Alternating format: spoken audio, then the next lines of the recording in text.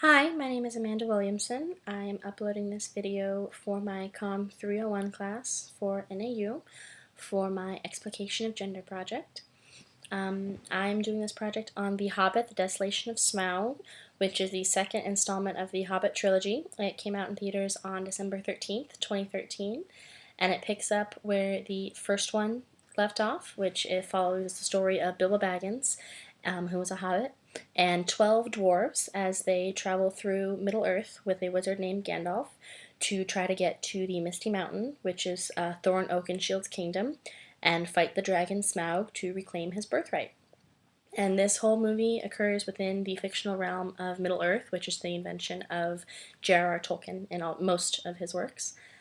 So in this film, gender kind of comes to light in the vessel of Tauriel, who is an elf warrior in the Woodland Kingdom. She is actually really the only woman who is in this film. There are several other kind of mentions of women and little side notices of women, but Tauriel is a really only main female character, which I think is important. I think that makes her an important discussion starting point on gender. In the Middle-earth that Tolkien has created, the general attitude seems to follow the kind of general idea that the medieval type lands like this have, which is that women are subservient. Women tend to be inferior and they don't hold power, and they are largely birth givers and mothers and maternal figures, and that's really about it. That's about the extent of their role. And Tauriel is very different in this because she is a very strong female character. She is a warrior, and that is kind of the standard for the standard ideology for women in the Elf Kingdom. For example, Lady Galadriel was in her day a really intense fighter, and now she's a really strong female leader of the elves.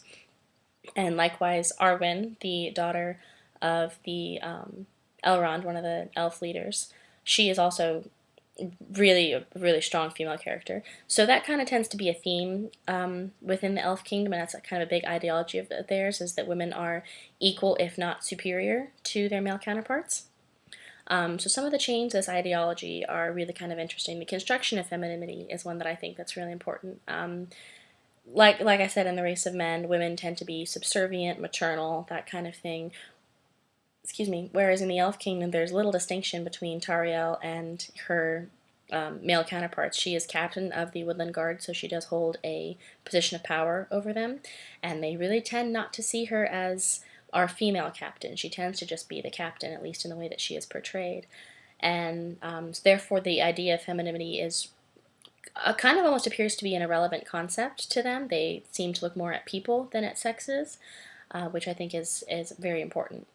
So in the article that we read, Throw Like a Girl, the authors talk about how the physicality of women is often overlooked in favor of the sexuality. For example, they don't tend to physically perform very well, or they're not looked at to physically perform very well. They're mostly looked at for their sexual purposes. And Tauriel does not embody this. She is a very strong warrior. She is more than capable of dealing with the elves as she does with her male counterparts, and she is really just another one of the men. And I think that's an important link that they stress, is that the physicality of men and women are more or less equal, and I think that's very important.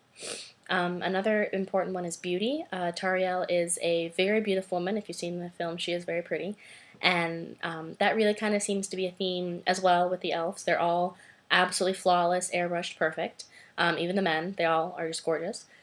But she doesn't stand out because of her beauty. For example, when she's complimented by the king of the Woodland Realm, it's not because of her beauty or because she's so beautiful that she got Legolas to fall in love with her. It's because she showed prowess in battle, and she was very, very strong, and she was a good leader, and she had some of these kind of what we tend to think of as more male qualities in terms of the physicality and the leadership of it. The beauty was not, doesn't seem to play a factor with her at all. So again, that kind of does seem to be an irrelevant concept within their ideology of gender and femininity, is beauty is not as present as it would be in our world, for example. The attitude and the representation of women is also, I think, very important. The very few women in this film, again, there's Tariel and a couple of the others are Bard's unnamed daughters. He has two of them. They are kind of in their own little niches as women. Tariel is, as I've said, the warrior, the very strong captain leader type woman. And Bard's daughters are kind of the standard maternal. They take care of the house, they do the cooking, they take care of the guests, that kind of thing. So they have their existing gender roles in the representation. The difference in this realm, I think, and in the way that their ideology views women, is Tariel is not confined to the real strong, tough warrior kind of archetype. She is shown as falling in love with Keeley, and she has some of the more maternal instincts when she's caring for him when he is ill. And she is not confined to this really narrow idea of what her gender is supposed to be based on her physicality. She has the emotions of a woman. She has, obviously, the sexuality of a woman. And I think that's a really interesting point in their ideology, is that gender is not, they don't have really the strict gender roles so that some of the other societies do. It seems to be much more fluid, and women can kind of go in and out of roles as they please. And I think one of the last chains of the ideology is how the gender role plays into men. A lot of these men have to adapt the hard body masculinity of what we're used to seeing in these fantasy and these action films, which is they're men who are basically crafted out of marble, running around wielding axes. And this type of femininity this type of masculinity can be damaging, first and foremost, to the men who hold this idea of masculinity, and also to fields that they kind of dominate, which would be women and other types of masculinity that are not really quite the warrior types. And again, that's not really something that we see. Tariel is held on an equal standing with these people, even though she's outside of her race, like the dwarves, for example.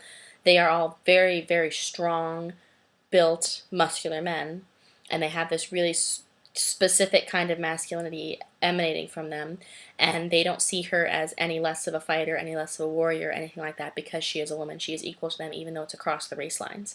So even though the race lines on one side, on the male side, are very specific and very held and very, what I would call traditional ideas of masculinity, they are much more fluid in terms of women. And that could be just based on the race. It could be that within the elf kingdom we see that kind of fluidity within men and women as well. It could be that that's just the way that dwarves are. It could be something that's very specific to just this little niche of the woodland realm of elves. Unfortunately, I don't know enough about Tolkienverse to know, but it is obviously a chain in the way that the elf ideology of gender functions, is that women are held to be equal to men regardless of how they present their femininity, which I think is very important. So that has been my posting. I think that the representation of Tariel is a very interesting way to go about gender, because she does tend to embody both genders. I think that's very important. And I think that it shows an interesting ideology in the way that both Middle-earth looks at women and the way that Tolkien looked at women. So that is my presentation. Thank you.